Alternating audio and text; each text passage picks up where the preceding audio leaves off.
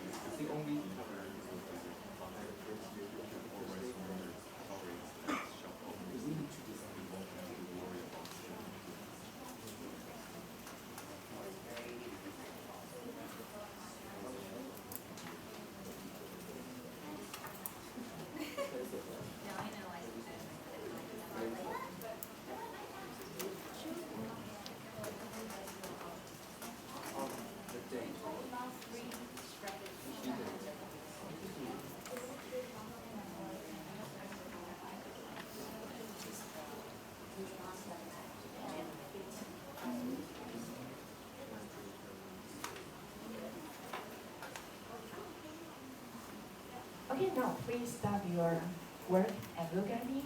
And I have to say sorry that I did a bad demonstration for you. And just like what I told you that my students have less opportunities to do the cooperative learning. I think maybe the junior high school teachers just focus on how to teach the textbooks. And for the test, it's only for preparing the test. So when I divide my students into groups, actually they will resist and they will have doubts. Why do I have to work with other classmates? So before, if you decide to do this way, you need to prepare some persuasive speech for them, okay? And you have to tell them the benefits, why you have to work with others. For the future career, maybe anything you can say, just for them to learn the purpose to work with other people. And that's I think that's the gist when you want to do the cooperative learning in your class. And actually, when I designed this test for you, I just imagine you are the teacher, not the students. But at the same time, I want you to be aware what your students would think when they do that job. So that's very complicated. You have to think how to be a teacher, and you have to think what your students would think. And when you do the cooperative learning, and you have to, I think the directions must be clear. So, for example, when this group, they just raise the question, should we read silently or should we read for other members? And that when your students ask you this question, that means I did not demonstrate well because they have a vague concept. So what can I do? Would you please tell us how to solve this problem? In order not to have your students get confused for the following task, what can you do when you want them to do that job? So there are 5 paragraphs. The teacher may read the first one, and then they know that's what you want them to read aloud. That's right. That's the demonstration. Teacher's model is very, very important. Especially when they did not do such tests before, then you must take the time. Don't think to save time. Especially for the new experiences, if you want your students to have a good impression about that activity, remember teacher's modeling always comes the first. So maybe you just take the first paragraph, you read that. Or you invite one student to come to the front, you read the first paragraph, and then ask that students to read the second paragraph. And make sure all the class can get your meaning, then you just start the task, okay?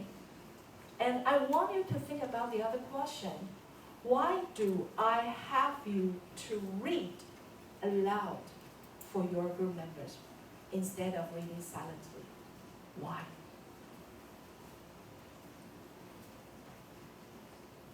I hope any volunteers to think, to share, why do we have to read aloud instead of read silently in the group? Maybe we can have more input, like listen when you help them. And also, they can hear the emotion when they're reading, get into the noise. Of course, when we increase many like ear or our eyes or our mouth to involve in the reading process, then we can have a vivid impression about the content.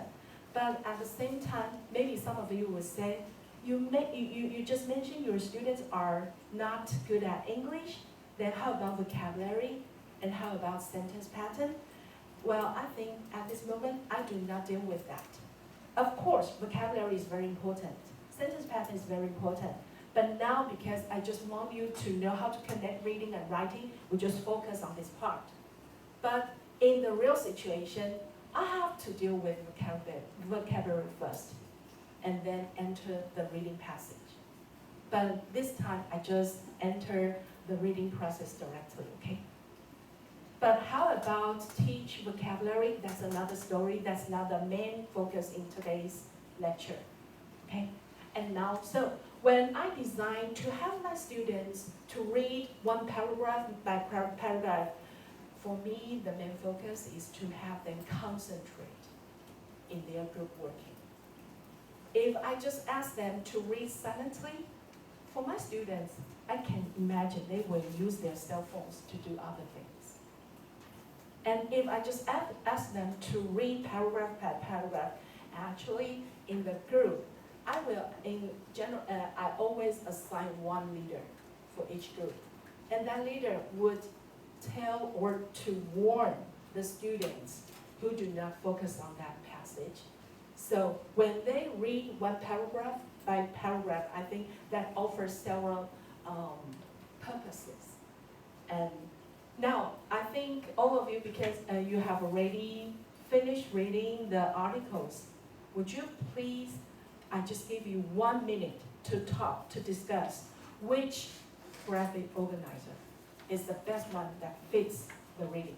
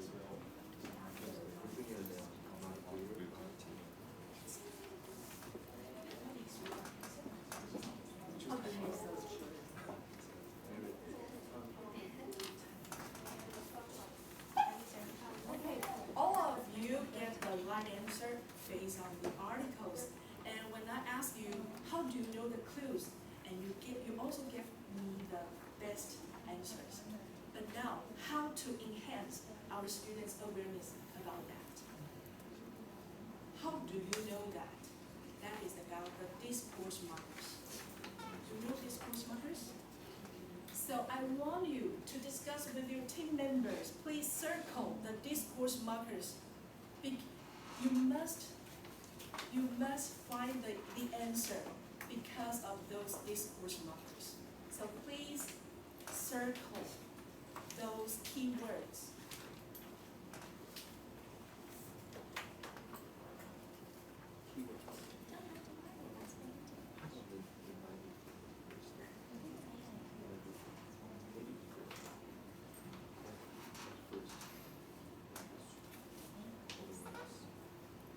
How to avoid following the trends, the evolving quantity. Like order actually works in a keep quantity. You're tricking people into buying expensive luxury products. The first stage is